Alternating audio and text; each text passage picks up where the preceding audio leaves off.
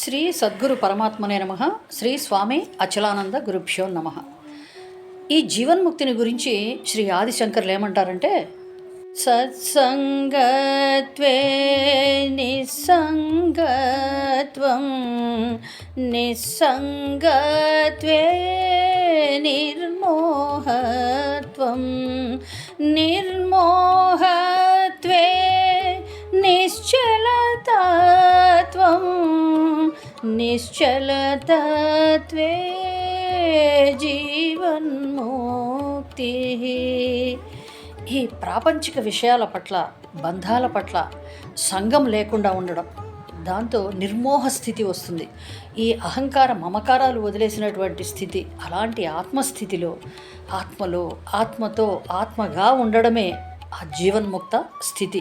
ఇది కేవలం సద్గురు సాంగత్యంతోనే సాధ్యమవుతుంది.